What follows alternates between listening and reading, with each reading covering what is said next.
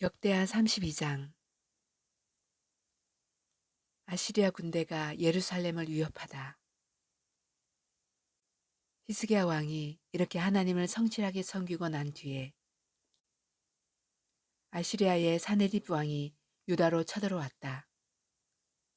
사네립은 요새화된 성읍들을 공격하여 점령할 수 있을 것이라고 생각하고 진을 쳤다. 히스기야는 사네립이 결국은 예루살렘까지 칠 것을 알고 대신들과 장군들을 불러서 성 밖에 있는 물줄기를 메워버릴 것을 의논하였다. 그들은 왕의 계획을 지지하였다. 많은 인원을 동원하여 모든 샘과 들판으로 흘러나가는 물줄기를 막았다. 아시리아의 왕들이 진군하여 오더라도 물을 얻지 못하게 할 생각이었다. 히스기야는 힘을 내어 무너진 성벽을 다시 쌓고 망대들도 높이 쌓고 성벽 밖에다가 또 한 겹으로 성벽을 쌓았다. 다윗성의 밀로를 견고한 요새로 만들고 창과 방패도 많이 만들었다. 군대를 지휘할 전투 지휘관들을 임명한 다음에 군대를 성문 광장에 불러 모으고 격려하였다. 굳세고 담대하여야 한다. 아시리아의 왕이나 그를 따르는 무리를 보고 두려워하거나 놀라지 말아라. 우리와 함께 계시는 분은 아시리아의 왕과 함께 있는 자보다 더 크시다. 아시리아의 왕에게 있는 것이라고는 군대의 힘뿐이다. 그러나 우리에게는 우리를 도우시고 우리를 대신하여 싸우시는 주 우리의 하나님이 계신다. 백성은 유다 왕 히스기야의 말을 듣고 힘을 얻었다. 얼마 뒤에 아시리아의 사네립 왕이 자기는 온 군대를 거느리고 라기스를 치고 있으면서 자기 부하들을 예루살렘으로 보내어 유다의 히스기야 왕과 예루살렘에 있는 유다 백성에게 이렇게 말하였다. 아시리아의 사네립 왕이 이렇게 말한다. 예루살렘은 포위되었다. 그런데도 너희가 무엇을 믿고 버티느냐? 히스기야가 너희를 꾀어 주 너희의 하나님이 너희를 아시리아 왕의 손에서 건져줄 것이라고 한다마는 이것이 너희를 굶어 죽게 하고 목말라 죽게 하는 일이 아니고 무엇이냐? 주님의 산당들과 제단들을 다 없애버리고 유다와 예루살렘의 명령을 내려 오직 하나의 제단 앞에서만 경배하고 그 위에서만 분향하라고 한 것이 히스기야가 아니냐?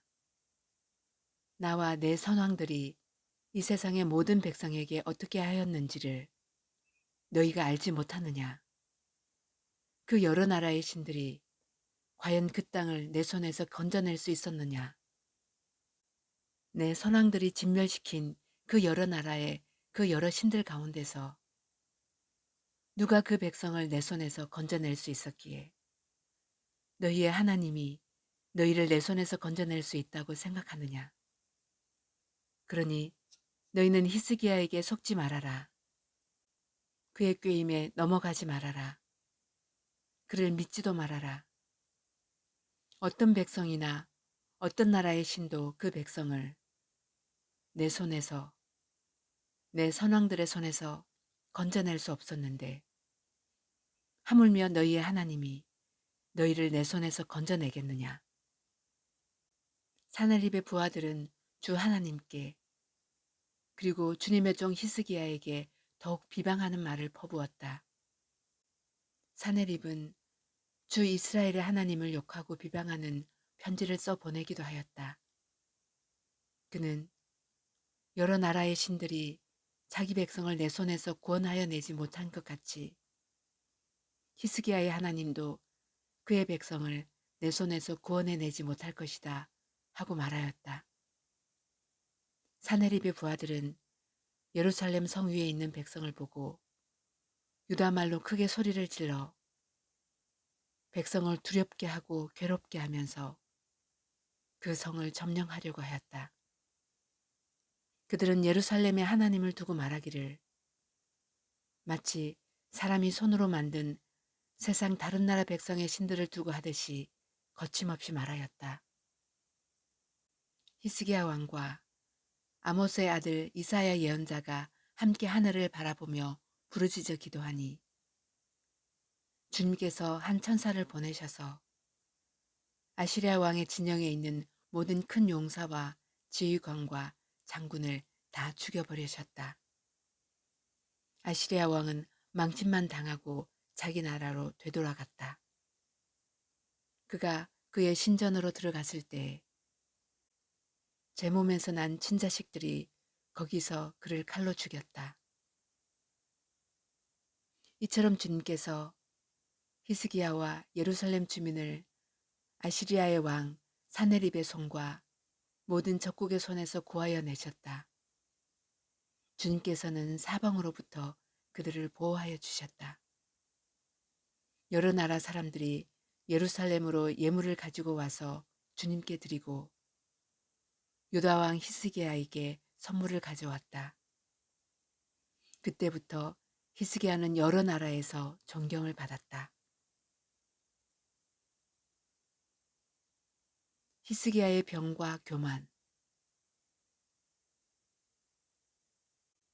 그 무렵에 히스기야가 병이 들어 거의 죽게 되었는데 히스기야가 주님께 기도하니 주님께서 그에게 응답하시고 회복될 것이라고 하는 징조를 보여주셨다.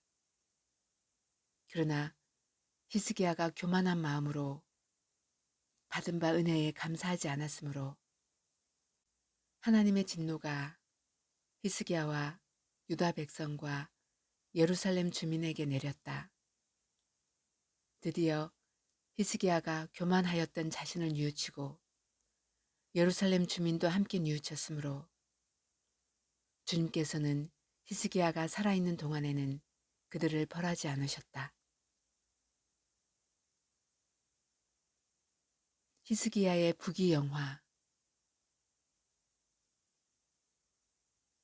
히스기야는 대단히 부유하게 되었고 온 천하의 영화를 한 몸에 누리게 되었다. 그는 귀중품 보관소를 만들어서 은과 금과 보석과 향품과 방패와 온갖 귀중품을 보관하였으며 창고를 지어서 곡식과 새 포도주와 기름 등의 농산물을 저장하였고 짐승 우리를 만들어서 온갖 짐승을 길렀으며 양 우리를 만들어서 양떼를 먹였다. 또 성읍들을 더 만들고 양떼와 많은 소떼를 치도록 하였으니 하나님이 그에게 재산을 그렇게 많이 주셨던 것이다.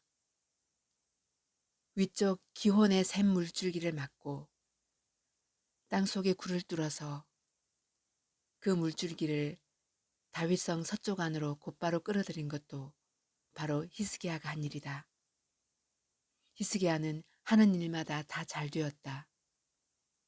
심지어 바빌로니아의 사절단이 와서 그 나라가 이룬 기적을 물을 때에도 하나님은 그의 인품을 시험하시려고 히스기야가 마음대로 하게 두셨다. 히스기야의 통치가 끝나다.